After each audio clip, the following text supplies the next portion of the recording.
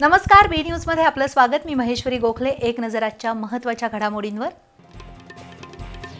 शक्तीपीठ महामार्गाच्या समर्थनासाठी गडिंग्लजमध्ये निघाला भाजपचा विराट मोर्चा।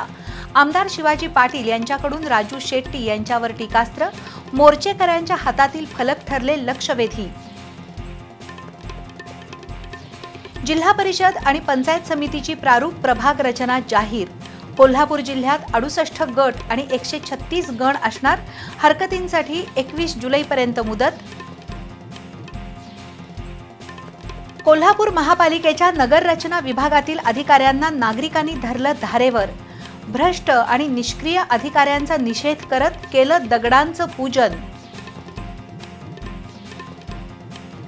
कोल्हापूर जिल्ह्यात पुन्हा पावसाची रिपरिप सुरू। तासाला 1 इंचानं वाढ होत पंचगंगा आली 20 फुटांवर। गेल्या 24 तासात जिल्ह्यात सरासरी 8.5 मिलीमीटर पावसाची नोंद। आणि शेतकरी बांधवांनी साथ का सोडली याचं माजी खासदार राजू शेट्टी यांनी आत्मचिंतन करावं। आमदार राजेश क्षीरसागर यांचा टोला।